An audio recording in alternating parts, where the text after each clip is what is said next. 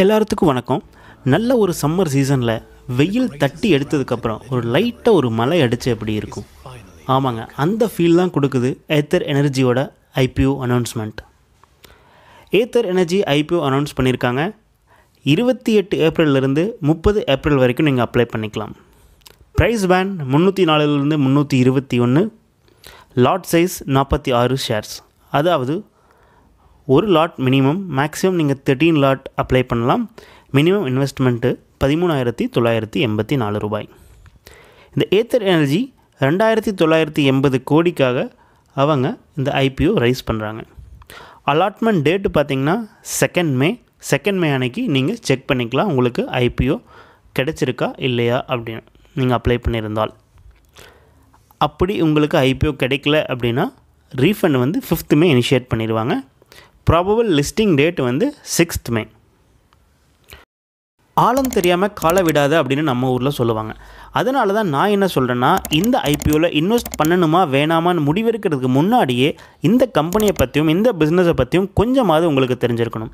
So அதனால் இந்த வீடியோவை கடைசி வரைக்கும் பாருங்கள். ஏன்னா இந்த வீடியோவில் நம்ம இந்த ஏத்தர் எனர்ஜி அப்படிங்கிற கம்பெனியை பற்றியும் பிஸ்னஸை பற்றியும் ஷார்ட்டாக குயிக்காக கவர் பண்ண போகிறோம். ஏத்தர் எனர்ஜி 2013 2 ஐஐடி அலுமினி தருண் மேத்தா மற்றும் ஸ்வப்னில் ஜெயின் இவங்களால் ஸ்டார்ட் பண்ணப்பட்ட ஒரு ஸ்டார்ட் அப் தான். இந்த ஸ்டார்ட் அப்போட ஹெட் குவார்ட்டர் பெங்களூரில் இருக்குது. இந்த ஸ்டார்ட் அப் 2013 படிப்படியாக நிறைய மேஜர் இன்வெஸ்டர்ஸ் கிட்டேருந்து ஃபண்டிங் எடுத்து அவங்க டெவலப் பண்ணி இன்றைக்கி 2025 இந்தியாவிலேயே எலக்ட்ரிக் வெஹிக்கிள் மேனுஃபேக்சர்ஸில், எலக்ட்ரிக் 2 வீலர் வெஹிக்கிள் மேனுஃபேக்சர்ஸில் 4வது இடத்தில் இருக்காங்க. முதலிடம் ஓலா, 2வது டிவிஎஸ், 3வது பஜாஜ், 4வது ஏத்தர் எனர்ஜி. இந்த ஏத்தர் எனர்ஜி 2 மேனுஃபேக்சரிங் ஃபெசிலிட்டி வச்சுருக்காங்க. ஒன்று ஒயிட்ஃபீல்ட் பெங்களூரில், 2வது ஹொசூர் தமிழ்நாட்டில். இந்த ஹொசூர் ஃபெசிலிட்டியில் 2021 தான் ப்ரொடக்ஷன் பண்ண ஸ்டார்ட் பண்ணாங்க. இந்த ஹொசூர் ஃபெசிலிட்டி 1,23,000 ஸ்கொயர் ஃபீட்டுடைய ஃபெசிலிட்டி. இந்த ஃபெசிலிட்டியில் 1,00,000க்கும் மேற்பட்ட ஸ்கூட்டர் வந்து அவங்களால ப்ரிப்பேர் பண்ண முடியும் ஒன் டேல. இவங்க 2024 மகாராஷ்டிராவில் சத்ரபதி சாம்பாஜி நகர், அதாவது அவுரங்காபாத்னு சொல்லுவோம் முன்னாடி, இந்த இடத்துல ஒரு லேண்டை 95 இயர்ஸ்க்கு லீஸ்க்கு வாங்கியிருக்காங்க. எதற்காக அப்படின்னா அவங்க 3rd ஃபேக்ட்ரியை வந்து அங்கே டெவலப் பண்ண போகிறாங்க. ஸோ இந்த கம்பெனி என்ன ப்ராடக்ட்ஸ் கன்சியூமருக்கு ஆஃபர் பண்ணுறாங்க? ஃபஸ்ட், எலக்ட்ரிக் 2 வீலர் டிசைன் பண்ணி டெவலப் பண்ணி செல் பண்ணுறாங்க. இதில் மோஸ்ட்லி அவங்க 2 கேட்டகரியான வெஹிக்கிள் செல் பண்ணுறாங்க. அதாவது என்னென்னா ஏத்தர் ரிஸ்டா மற்றும் ஏத்தர் 450. 450ல் 3 வேரியன்ட் செல் பண்ணுறாங்க. தென் இவங்க சாஃப்ட்வேர் செல் பண்ணுறாங்க. சார்ஜிங் இன்ஃப்ராஸ்ட்ரக்சர் டெவலப் பண்ணி இந்தியா ஃபுல்லாக மெயின்டைன் பண்ணுறாங்க. இந்தியா ஃபுல்லாக மோர் தென் 4,000 சார்ஜர்ஸ் வந்து இன்ஸ்டால் பண்ணி ஒரு சார்ஜிங் கிரிட் வந்து மெயின்டைன் பண்ணிகிட்ருக்காங்க. தென் ஸ்மார்ட் அக்சசரிஸ் லைக் அவங்க ஹேலோ அப்படிங்கிற ஒரு ஸ்மார்ட் ஹெல்மெட் இன்ட்ரடியூஸ் பண்ணாங்க. மற்றும் அவங்க வண்டிக்கு தேவையான நிறைய அக்சசரிஸ் செல் பண்ணிகிட்ருக்காங்க. இதுதான் ஏத்தர் எனர்ஜியோட பிஸ்னஸ். ஸோ இவங்களோட ஃபினான்ஷியல்ஸ் என்ன அப்படின்னு பார்த்தீங்கன்னா, 2022 காட்டிலும் 2024 ரெவென்யூ என்னவோ மோர் தென் டபுள் ஆயிருக்கு. பட் ப்ராஃபிட்டை பற்றி பேசுனீங்கன்னா இன்னும் இந்த கம்பெனி ப்ராஃபிட்டபிள் கம்பெனி கிடையாது. ஈவன் சொல்லப்போனால் ப்ராஃபிட்டுக்கு க்ளோசர் கூட கிடையாது. இயர் பை இயர் லாஸ் தான் அதிகமாகிட்டு போயிட்டுருக்கு. பட் ரெவென்யூ என்னவோ அதிகமாகிட்டு தான் இருக்குது. பட் லாஸும் சேம் டைம் அதிகமாகிட்டு தான் போயிட்டுருக்கு.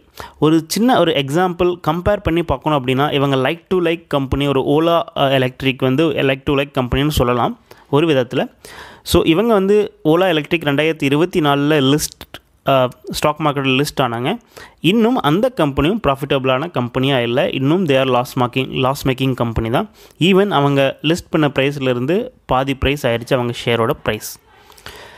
So electric vehicles day by day அதிகமாக சேல் ஆகிட்டு தான் இருக்குது. ஸோ எலக்ட்ரிக் வெஹிக்கிள் ப்ரொடியூஸ் பண்ணுற கம்பெனியோட ரெவென்யூ அதிகமாகிட்டு தான் இருக்குது. பட் இன்னும் எந்த ஒரு பியூர் எலக்ட்ரிக் வெஹிக்கிள் கம்பெனியும் ப்ராஃபிட்டபிள் கம்பெனியாக இன்னும் மாறலை. ஸோ இவங்க ப்ராஃபிட்டபிள் கம்பெனியாக மாறுவாங்களா இல்லையா அப்படிங்கிறத பொறுத்து இருந்து தான் நம்ம பார்க்கணும். ஸோ நான் ஐபிஓ அப்ளை பண்ணுறங்காட்டி எனக்கு ப்ராஃபிட் வருமா அப்படியா இல்லைன்னு கேட்டால், ஃபஸ்ட்டு நம்ம எதுக்கு ஐபிஓ அப்ளை பண்ணுறோம் அப்படிங்கிறது கிளியராக மைண்டில் வச்சுக்கணும். நம்ம 2 விஷயத்துக்காக ஐபிஓ அப்ளை பண்ணலாம். ஒன்று, ஆனால் ஐபிஓ அப்ளை பண்ணிவிட்டு லிஸ்டிங்கில் வந்து ப்ராஃபிட்டாக லிஸ்ட் ஆச்சுன்னா உடனே சேல் பண்ணி அந்த ப்ராஃபிட் நான் எடுத்துக்குவேன். இது ஒரு ரீசன். 2வது ரீசன், ஐபிஓவில் வந்து கம்மி விலைக்கு ஷேர் கிடைக்கும். அப்போவாது வாங்கி நான் லாங் டேர்முக்காக வச்சுக்குவேன். அது ஒரு ஏத்தர் வந்து ஒரு நல்ல கம்பெனின்னு நினைக்கிறேன். ஃப்யூச்சரில் வந்து ஒரு பெரிய பெரிய கம்பெனியாக உருவாகும் அப்படின்னு நினைக்கிறேன். ஸோ இப்போ வந்து ஐபிஓவில் எனக்கு கம்மியான விலைக்கு ஷேர் கிடைக்கும். இப்போ வாங்கி வச்சுக்குவேன்.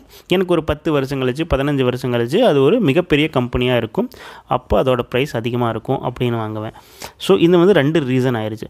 So as for us long term is concern நம்ம இன்னும் கிளியராக இல்லை இது வந்து ப்ராஃபிட்டபிள் கம்பெனியாக மாறுமா மாறாதா அப்படின்னு. ஸோ அது நீங்கள் தான் முடிவெடுக்கணும்.